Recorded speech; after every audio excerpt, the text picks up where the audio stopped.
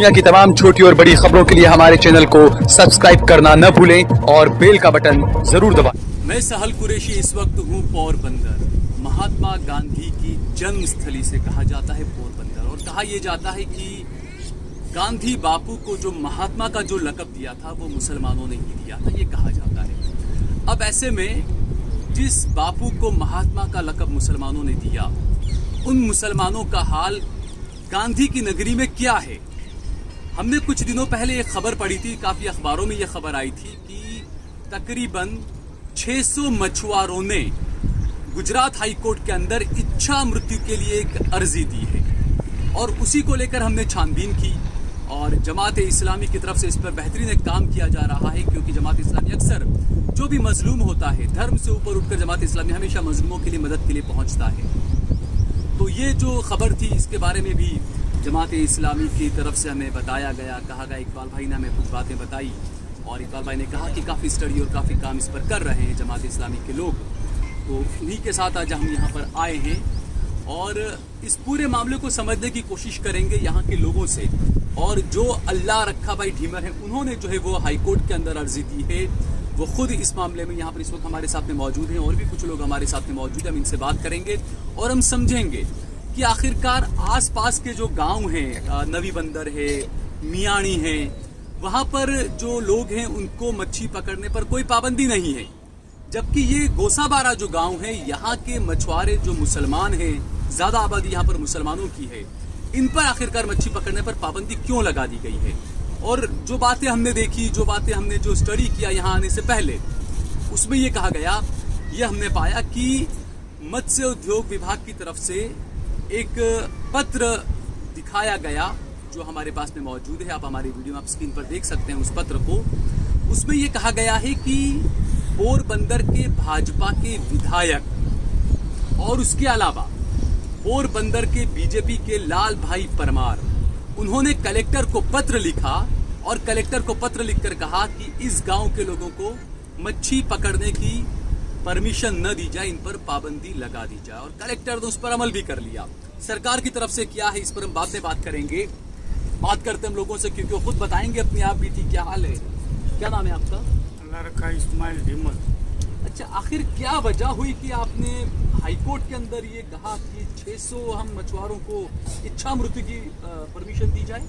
हमने 2014 से हम जो मीठा पानी में धंधा कर रहे थे, उसमें हमको डीएम साहब ने अच्छा, ये 2014 से धंधा किया था, इससे पहले से करे था धंधा आपके धंधा 100 सालों से बाप दादा के टाइम से। अभी हमारी 5-6 पेटी चल रही है। तो समझ लो 100 सालों से यहाँ रह रहे हैं, वो धंधा कर रहे हैं। मछली, हमारा धंधा मछली के ऊपर ही निर्भर है। 100 सालों से आप जो धंधा कर रहे थे, आपके पापा दादा पिता जो भी, तो उसमें कुछ सरकार की तरफ से लाइसेंस वगैरह कुछ दिया जाता था? हाँ, फिशरी विभाग जो मीठा पानी का लाइसेंस दे रहे थे, वो 2013 में वो भी कैंसिल कर दिया। फिर 2016 में हमको समुद्र में परमिशन दिया। डीएम साहब और हमारा लोकल एमएलए और फिशरी विभाग मिल के कि आप समुद्र में धंधा करो। तो हमने समुद्र में बोला हमारे पास नाव नहीं है, तो बोला आप जो भी आपसे जुगाड़ होता है वो कर लो, बाद में हम सरकार से आपको नाव दिलाएंगे, लोन करके सब कुछ दिलाएंगे, ऐसे बोले थे। फिर क्या? फिर 3 महीने के बाद हमको बोल दिया कि भाई तुम यहाँ एक समुदाय है जो मच्छी मारी का धंधा करते हो, आपका विरोध करते हैं, इसलिए तुम यहाँ से दूसरे जिले में चले जाओ। हमने बोला कि भाई समझ लो कि हमारा संवैधानिक हक है, हम 100 साल से रह रहे हैं, तो हमारी रोजी रोटी का इसके सिवा कोई चारा नहीं। हमारे जो बच्चे यहाँ पढ़ते हैं, तो हमारा रोजी रोजगार यही है, इसके सिवा हम दूसरा कोई तो धंधा कर नहीं सकते। अगर 100 साल से आप यहाँ रह रहे हो और आपको कह रहे हैं कि यहाँ से उठ के कहीं और चले जाओ। हाँ, यहाँ से उठ के नाव लेके चले जाओ, यहाँ पार्किंग सुविधा आपको नहीं मिलेगी। मैंने बोला पोरबंदर है, नहीं तो हमको नवी बंदर पार्किंग की सुविधा है, सरकारी बंदर है, तो वहीं पे हमको दे दो। तो यहाँ से हम 8 किलोमीटर तो मैंने आ जा सकते हैं ना। तो बोला वहीं पे आपको नहीं मिलेगी और यहाँ से आप चले जाओ। फिर हमने समझ लो कि सीएम साहब को, पीएम साहब को, सबको याचिका लगाई, राष्ट्रपति को पत्र लिखा, डीएम साहब को बार बार हमने पत्र लिखा, लेकिन उसका कोई हमको जवाब नहीं मिला। फिर हमने लास्ट में अभी 1.5 महीने पहले डीएम साहब को लेटर लिखा, उसने भी कुछ जवाब, कोई सिंगल लेटर भी हमारे पास आया नहीं है। इसलिए हमने मजबूरी में हाई कोर्ट में याचिका लगाई है, क्योंकि देश का कानून सबके लिए बराबर होता है, छोटे बड़ों के लिए, सबके लिए, उसके ऊपर हमको पूरा विश्वास है, इसलिए हमने याचिका लगाई है। सरकार हमको या तो रोजी रोजगार का परमिशन दे दे, पार्किंग की सुविधा दे, या तो इच्छा मूर्ति की परमिशन दे दे। तो ये मच्छी के पकड़ने के अलावा और कोई आपके पास में कुछ हुनर या और कोई आपका व्यापार या कुछ है या नहीं, कुछ भी नहीं। हम पढ़े लिखे नहीं, इसलिए हमारे पास दूसरा कोई हुनर है नहीं। दूसरा कोई काम जो बचपन से जो मछली में, वो दूसरा काम कोई भी नहीं कर सकता। अच्छा, आपका क्या नाम है? खतीजा भाई। खतीजा भाई, आप कितने सालों से रहती है यहाँ पर? यहाँ पर मेरी शादी हो गई, बाद में मैं 40 साल से यहाँ रहती हूँ। 40 साल से यहाँ रहती है। शादी के पहले भी मैं यहाँ माँ बाप के घर पे थी। हमारा रोजी रोजगार का यहाँ का है, दरिया समुद्र हमको सब बंद कर देते, तो हम कहाँ जाएंगे? बच्चे लोग लेके कहाँ जाएगा? 600 आदमी। तो आपके पति, आपके बच्चे सभी मछुआरे? सभी मछुआरे हैं, सभी सब मछुआरे। यहाँ धंधा करते हैं। तो आपकी क्या मांगी, क्या चाहती हैं? हमको बिल्डर चाहिए, परमिशन चाहिए, रोजी रोटी चाहिए। और जो बता रहे हैं कि आपको तो कह दिया कि आप यहाँ से उठ के चले जाइए हमको कहीं कह और। दिया यहाँ से उठकर दूसरे गांव चले जाए, तो हम दूसरे गांव जाकर क्या धंधा करें? हमारा धंधा ही है, हमारे बच्चे ही हैं, हम कहाँ जाएंगे? पढ़े लिखे सब यहाँ जाना पड़ता है, राज्य में बच्चों के। अच्छा, आपका क्या नाम है? भीम भाई वरू भाई रीमर। अच्छा, आप भी क्या करते हैं? आप भी हाँ, मछुआरे? मच्छी मारी करते हैं। मच्छी मारिश करते हैं। कितने साल से कर रहे हैं आप मच्छी मारिश? बस दादा वक्त से 100 साल हो गए। आपको कितनी उम्र है आपकी? मेरे 28 29 साल। अच्छा, तो कितने साल से, आपको कितने साल से कर रहे हैं? हम 13 साल से कर रहा हूँ। 13 साल से जाते हैं दरिया मच्छी पकड़ने? हाँ, दरिया में, नीचे खाड़ी में, सब में जाते हैं। तो अब अचानक क्या हो गया? वे अचानक प्रतिबंध आ गई कि भाई बंद कर दो सब, आप लोग का कोई कायदे से रह नहीं। कितने टाइम से बंद है आपकी मच्छी पकड़ना? अभी बस लाखा भाई ने बोले अपने 2012 2012 से। तो अब आपका घर का गुजरान कैसे चलता है? बस घर का गुजारे खाने में जाते हैं। दरिया भी चालू था, जिसमें थोड़ा थोड़ा चलता था धंधा। अभी 1 महीने से वही बंद हो गया, तो घर पे ऐसे बैठे बेकार। 1 महीने से आपके पास में खाना पीना ऐसा कुछ भी नहीं, कोई वस्तु नहीं है। जैसे कोई राहत तो मिल रही नहीं है, सरकार मान्यता। अच्छा, जो बड़ी बड़ी बातें की जाती है सरकारों की तरफ से, मोदी जी की तरफ से, मुख्यमंत्री की तरफ से, कि हर गरीब को हमने मकान भी दे दिया, हर गरीब को हम खाना भी देते हैं, अनाज भी देते हैं, तो क्या गोसाबारा गाँव के जो मुसलमान हैं, जो 600 लोग आपने बताया, क्या उन्हें कभी सरकार की तरफ से लॉकडाउन में या लॉकडाउन के अलावा अनाज या चीज़ें कुछ मिली या नहीं किया?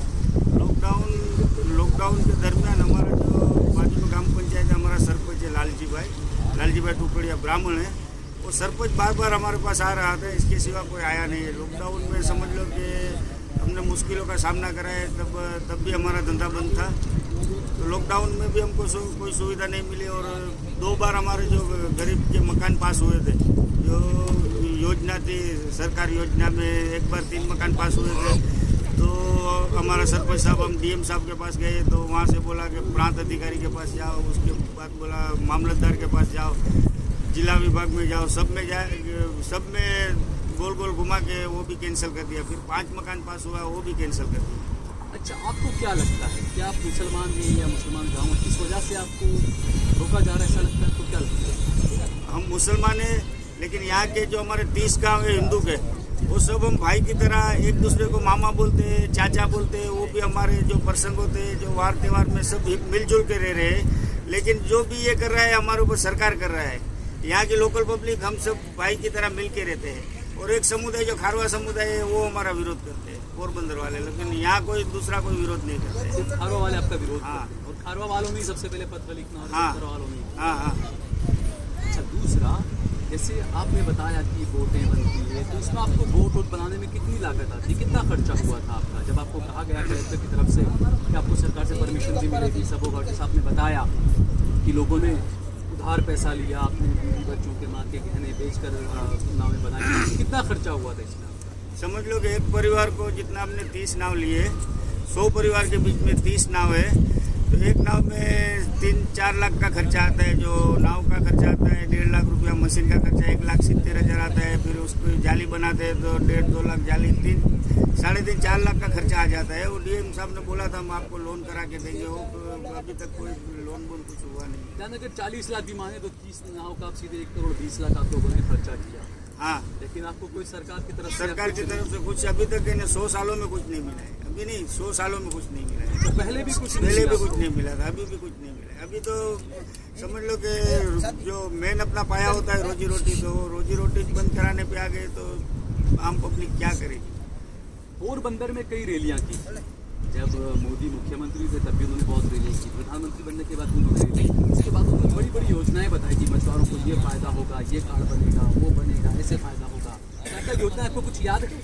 हाँ, योजना तो पहले समझ लो कि छोटा नाव था ना, उसका 400 लीटर केरोसिन मिलता था, वो कट करके चले लास्ट में 50 लीटर मिलता था, वो भी बंद कर दिया। जो नाव वाले केरोसिन लेते थे उसके ऊपर सब्सिडी मिलती थी, तब 14 रुपये में हमको केरोसिन मिलता था, वो भी बंद कर दिया है, वो भी सब्सिडी बंद कर दिया है। फिर आपने समझ लो कि एक मशीन लिया, मशीन 1,70,000 का आता है तो उसमें भी सब्सिडी मिलती थी, जाली लेगा उसमें भी सब्सिडी मिलती थी, नाव लेगा उसमें भी सब्सिडी मिलती, तो वो सब बंद करा दिया। अब समझ लो कि जितने मछुआरे हैं, हिंदू मुस्लिम जितने मछुआरे हैं, सबके ऊपर उतना ही डैमेजेस, कोई 10 लाख के कर्जे में, कोई 5 लाख के कर्जे में, कितने तो आत्महत्या करके मरते हैं, क्योंकि कोई चीज सरकार तरफ से कोई कुछ भी मिल नहीं रहा है। अभी केरोसिन क्या भाव मिलता है?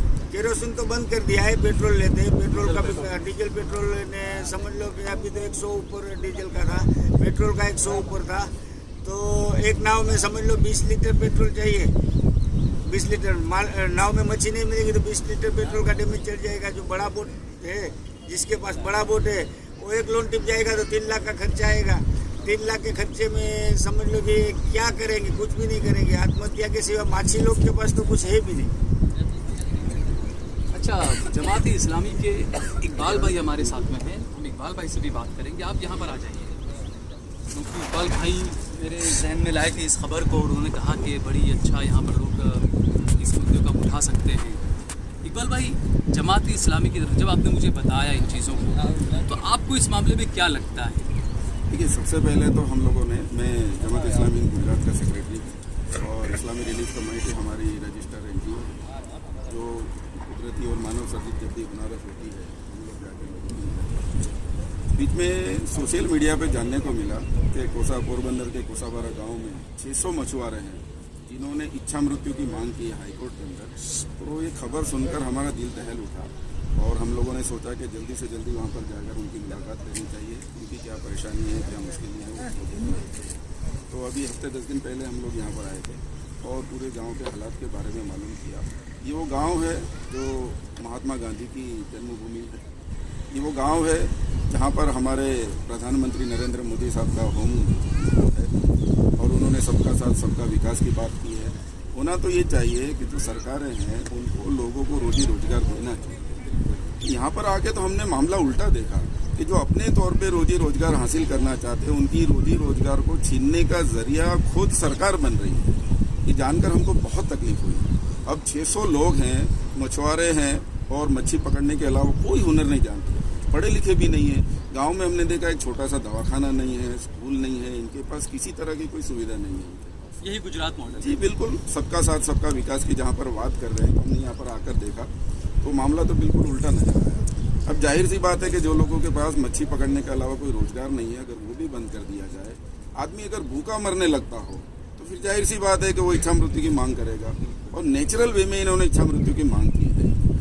तो हम लोग यहाँ पर आए, हम लोगों ने देखा इनको और आसपास के गाँव में वाकई में हिंदू मुसलमान जितने भी मछुआरे हैं मिलजुल कर रहते हैं, बहुत अच्छे से रहते हैं। कोई भी असामाजिक प्रवृत्ति में गांव का एक नौजवान भी शामिल नहीं है, बल्कि ये लोग तो मदद करते हैं। जैसे कोई डूब के मर जाता है तो फायर ब्रिगेड की टीम 10-12 घंटे में नहीं निकाल पाती है और यहाँ के नौजवान जाकर वो काम कर लाते हैं। तो बहुत कोऑपरेटिव हैं ये लोग। तो ऐसे लोग जो एक दूसरे की मदद करते हो, एक दूसरे से मिलजुल कर रहना चाहते हो, तो मेरी सरकार से भी अपील है और सरकार से अपील है कि इनके जो रोजगार का मामला है वो जल्द से जल्द इनकी समस्याओं को दूर किया जाए और ना छूट के फिर इनको जो अदालत है, जो कोर्ट है, उसका रास्ता इख्तियार करना पड़ेगा। बहुत बहुत शुक्रिया हमसे बातचीत करने के लिए। तो दोस्तों, जिस तरीके से जो बातें हैं, और क्योंकि अब ये देखना है कि आखिरकार बीजेपी के विधायक, बीजेपी के नेता ये क्यों चाह रहे हैं कि कोसाबारा के मछुआरों पर पाबंदी लगा दी जाए, मच्छी पकड़ने पर क्यों चाह रहे हैं, ये बड़ा सवाल उठता है। कुछ लोगों का ये भी कहना था कि भाई यहाँ पर कुछ प्रवृत्तियाँ इस तरह की होती है, ड्रग्स की या ऐसी कुछ, लेकिन इस गांव में कभी भी आज तक कोई ड्रग्स के मामले में ऐसा कोई पकड़ा नहीं गया। जबकि जो लोग विरोध कर रहे हैं उनके बारे में ये कहा जाता है कि जो 26/11 का जो आतंकी हमला हुआ था उसमें अजमल आमिर कसाब जिस बोट से गया था, वो जो बोट थी कुबेर, वो उसी समुदाय के लोगों की बोट थी जो यहाँ के मुसलमानों का विरोध कर रहे हैं। लेकिन हैरानी की बात है कि वो उन लोगों की बोट थी, इसलिए उन पर कोई कार्रवाई नहीं हुई। अगर आप सोचिए, अगर वो बोट यहाँ से होती तो न जाने इस गांव के कितने मुसलमान आज भी जेलों में सड़ रहे होते या फांसी पर लटका दिए गए होते। तो जो सरकार, जो प्रधानमंत्री ये बात करते हैं, जैसा इकबाल भाई ने बताया, बिल्कुल बहुत अच्छी बात कही कि सबका साथ, सबका विकास, सबका विश्वास, ये कैसा नारा है, ये आज यहाँ पर हम सभी बहुत अच्छे तरीके से समझ सकते हैं, देख सकते हैं कि नारे लगाने में, जुमलेबाजी करने में और ज़मीनी लेवल पर जाकर हकीकत में कितना अंतर है गुजरात में, गुजरात मॉडल में, और बापू की जो जन्मस्थली है पोरबंदर, वहाँ के मुसलमानों का क्या हाल है, ये आज हमने आपको दिखाया। बहुत बहुत शुक्रिया। देखिए, आप देख रहे हैं देश लाइव, देश की आवाज।